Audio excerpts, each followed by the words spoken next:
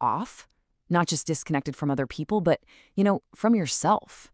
It's this strange feeling that's really hard to put your finger on, like the person you are today and the person you thought you were are just drifting apart. Well, today we're going to explore that exact experience and maybe more importantly, a powerful way to find our way back. All right, let's just jump right in with this quote from Dr. Castell Britton, because it really gets to the heart of what we're talking about. See, he points out that losing your identity usually isn't some big dramatic moment. It's more like a quiet weakening, something that happens so gradually we barely even notice until it starts to change how we act, how we connect, and where we're headed in life. So this brings us to the main problem, right? This quiet disconnection. It can start way before anyone, including you, really sees it. It's this subtle drift away from the things that used to give your life meaning. But if it's so quiet, how in the world are you supposed to spot it? That is the million-dollar question, isn't it? If we're going to tackle this feeling of being disconnected, we have to know what we're looking for. What are the clues, either in ourselves or in people we care about, that this might be happening? Okay, so according to Dr. Britton's work, the signs are actually pretty subtle. It might look like someone pulling away from their friends and family. Or, maybe they still show up to things, but they're not really there. They're just going through the motions. You might notice this kind of emotional distance that wasn't there before. And underneath all of that is just this growing, nagging feeling of disconnection. These aren't just bad moods. They're the first whispers that a sense of self might be fading. But spotting the problem is just step one. And this is where Dr. Britton's work is so incredible, because he offers us a way forward.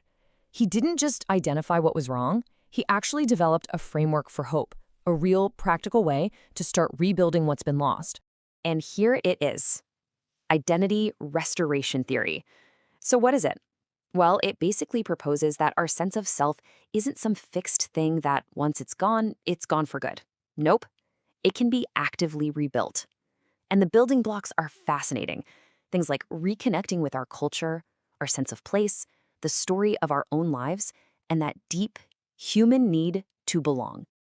So, this all sounds great in theory, but what does it actually look like day to day? Let's get into the practical side of things and see how this theory turns into a real toolkit for reconnection. The first part of this journey, like with so many things in life, is internal. It all starts with the stories we tell ourselves, about ourselves. Before we can really connect with the world out there, we've got to reconnect with our own story first.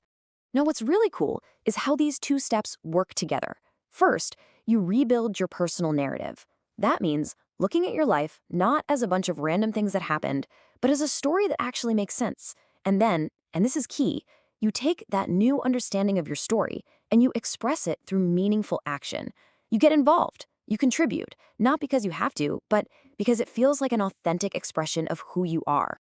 And this is a big but, this isn't a journey you take all by yourself, locked away in a room.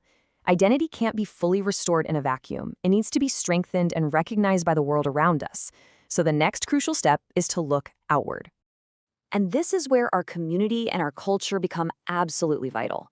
Reconnecting with cultural memory, things like language and traditions, that's not just symbolic stuff. It's an active way to rebuild your identity. Restoring our connection to places that mean something to us, creating spaces where we feel truly seen and understood, and making those community hubs where culture is alive and well even stronger, these are all pathways back to ourselves. Okay, let's zoom out even further now. Dr. Britton's theory points out that this isn't just up to individuals and communities. The big institutions that shape our society, I'm talking about our schools, our justice systems, they play a massive role in all this. I mean, think about it. When a kid goes to school and never sees their own culture, their own history, or their own experiences reflected in their lessons, a little gap can start to form. And that gap, that's a space where disconnection can start to grow. So culturally relevant education isn't just some nice-to-have idea. It's a fundamental tool for building a strong identity right from the start.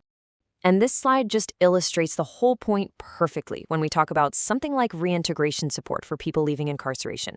The old way was all about behavior. Just follow the rules, comply. It's all external control. But the identity restoration model, it's a totally different game. It focuses on connecting people back to their culture, rebuilding their community ties, and helping them find personal meaning again. One approach just manages behavior. The other restores a person. So we've looked inward, we've looked outward, and we've even looked at our institutions. But there's one final piece of the puzzle that kind of ties it all together, and that's the simple but profound power of recognition. Identity loss loves the dark. It grows in that quiet, isolated place where you feel like you're the only one going through this. That's why just being able to name it, having the words to talk about it, is so incredibly powerful. The moment we can talk about it, we realize we're not alone. And normalizing these conversations, that's the very first step toward healing. And that brings us to a final thought, something to take with you. As you go about your life, in your family, at your job, in your community, just ask yourself this question. Where is identity being built up? And where, maybe quietly, is it being lost? The answer tells us exactly where the work of reconnection needs to begin.